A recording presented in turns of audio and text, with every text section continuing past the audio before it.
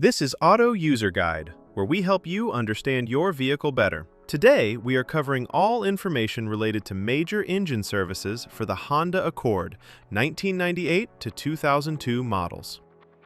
Service intervals. Engine oil needs to be changed every 7,500 to 10,000 miles, which comes out to around 12,000 to 16,000 kilometers. If you drive in tough conditions or put a lot of load on your engine, sticking to the lower end of that range is the better call. Engine coolant has a much longer life.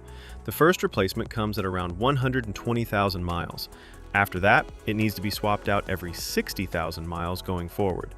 It keeps your engine temperature in check, so keeping it fresh is something you don't want to skip.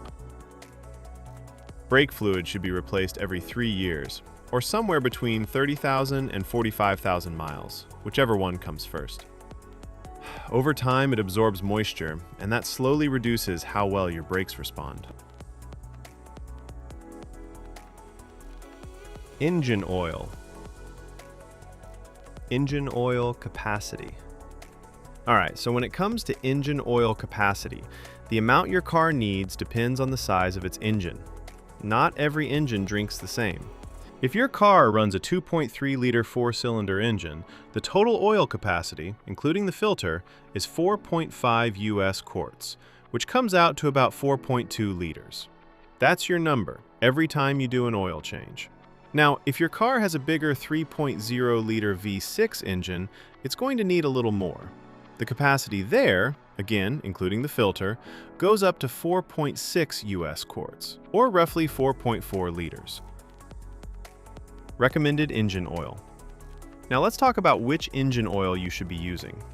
The recommendation is to go with a genuine engine oil, or any good quality commercial engine oil, if it matches the right type and viscosity for the temperature in your area. That last part matters more than people realize.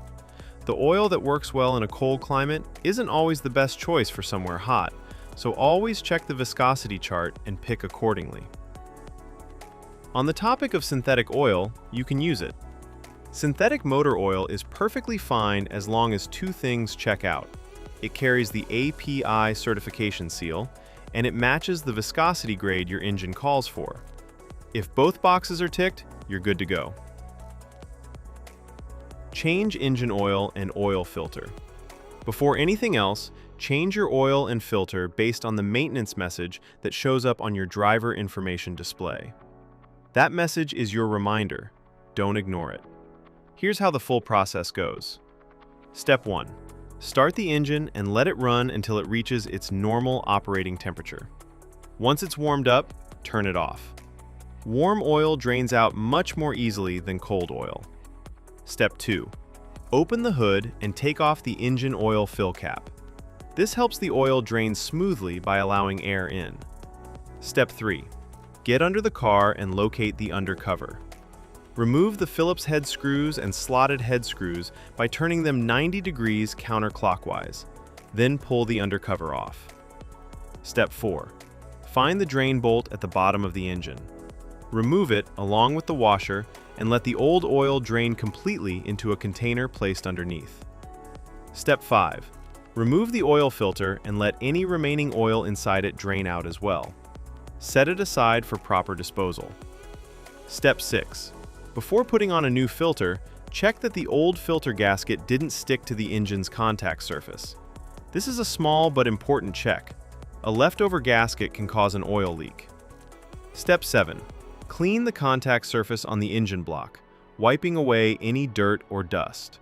Then install a fresh oil filter. Step 8. Put a new washer on the drain bolt and reinstall it back into the engine. Step 9. Pour in the recommended engine oil. Make sure you're using the right type and the correct amount for your engine size. Step 10. Put the oil fill cap back on securely and start the engine. Step 11. Let the engine run for a few minutes, then get underneath and check around the drain bolt and oil filter for any leaks. If you see drips, shut the engine off and address it before going further. Step 12.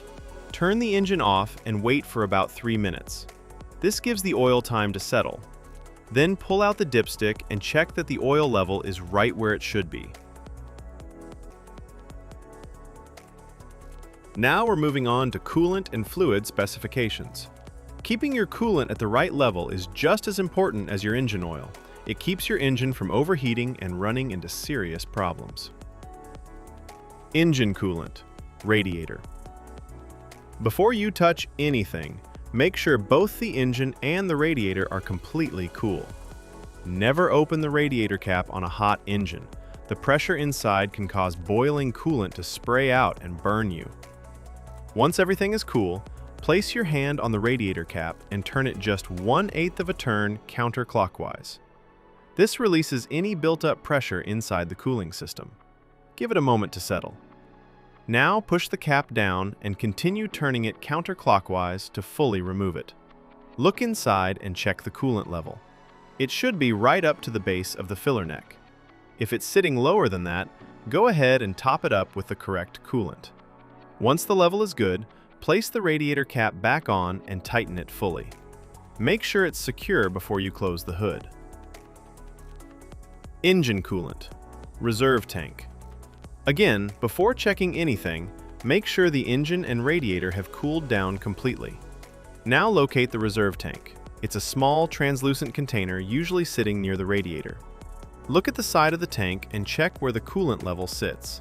If it's below the minimum mark, add the specified coolant slowly until it reaches the maximum mark. Don't go above it. Once the level is good, take a moment to inspect the cooling system for any leaks. Look around the hoses, the radiator, and the reserve tank itself. If you notice any drips or wet spots, that's something that needs attention before you drive the car. Now, let's talk about replacement of brake fluid. Checking your brake fluid is straightforward. On the side of the brake fluid reserve tank, you'll notice two markings, a minimum and a maximum line. Your fluid level should always be sitting somewhere between those two marks.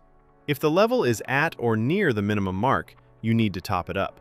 Don't let it drop below that line. Low brake fluid can affect how your brakes respond, and that's not something you want to find out about while you're driving. At the same time, don't overfill it past the maximum mark either. Just keep it in between and you're in good shape. One thing worth mentioning for those driving a manual transmission model, your brake fluid reserve tank also takes care of the clutch fluid. It's the same tank serving both systems. So, as long as you're keeping the brake fluid level between the minimum and maximum marks like we just discussed, you don't need to check the clutch fluid separately.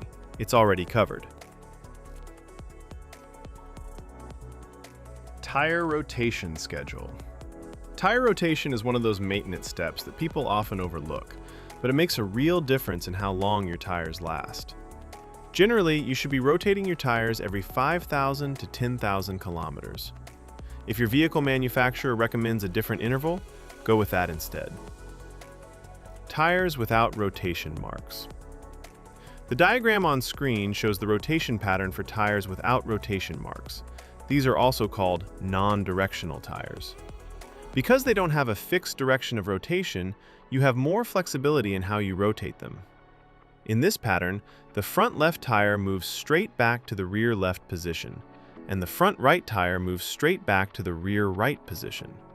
Then, at the next rotation interval, the rear tires cross over, the rear left moves to the front right, and the rear right moves to the front left. This cross-rotation method spreads the wear more evenly across all four tires, which helps them last longer overall. Tires with rotation marks. The diagram on screen now shows the pattern for tires with rotation marks, commonly known as directional tires. You'll notice an arrow on the sidewall of these tires, and that arrow tells you which direction the tire is meant to spin. It only works one way. Because of that, you can't cross these tires from one side of the vehicle to the other. The rotation here is simpler. Tires just swap between front and rear on the same side. The front left goes to the rear left comes up to the front left, and the exact same thing happens on the right side. It's a straightforward swap, just without the crossing over that you do with non-directional tires. Now let's talk about the fuel tank capacity. Your fuel tank holds a total of 17.1 US gallons, which is equal to 65 liters. Thanks for watching this video. I really hope it helped you understand things a little better. If you found it useful, give it a like. And if you haven't subscribed yet, hit that subscribe button so you don't miss the next one. Drop your thoughts or questions in the comments below. I'd love to hear from you. It genuinely means a lot.